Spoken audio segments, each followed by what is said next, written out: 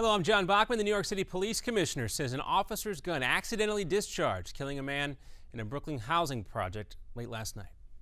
Deceased is based on our preliminary investigation, total innocent. That just happened to be in that hallway as the officers were entering the adjacent hallway, one landing up.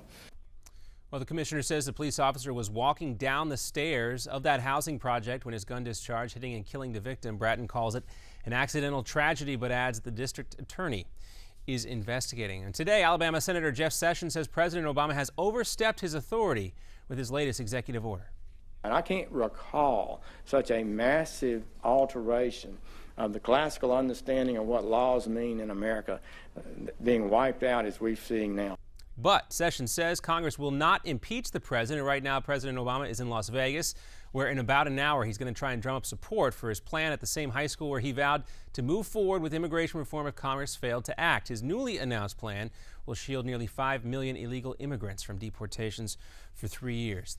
House Republicans will go to court over Obamacare. The lawsuit, newly announced today, focuses on two aspects of the Affordable Care Act. First, the suit says the White House illegally postponed the employer mandate requiring larger companies to offer health insurance. And House Republicans say the administration transferred illegally $200 billion to private insurance companies.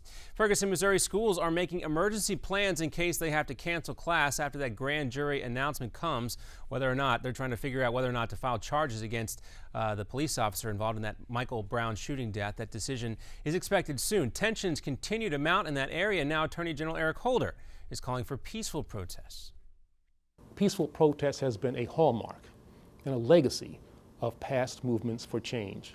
From patriotic women who demanded access to the franchise to the civil rights pioneers who marched for equal rights and equal justice.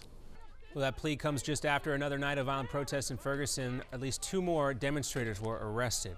And new reports out that even al-Qaeda is denouncing ISIS now. They say ISIS is driving a wedge between other jihadi groups. This is specifically al-Qaeda in Yemen. The terrorist group also says the group has announced expansion plans for the caliphate in countries where they have no mandate. And in Buffalo, New York, authorities say they've had more than 30 major roof collapses underneath the weight of all that snow. Fortunately, today, no more snow, or at least very little was expected. There are also worries now about flooding as all this snow starts to melt. The forecast is also calling for rain and temperatures in the 60s over the weekend. Also, the Bills and Jets game has been moved to Detroit and will be played on Monday night. We'll have another Newsmax Now update coming up for you in 30 minutes. I'm John Bachman. Now back to the Steve Malzberg Show, live from New York.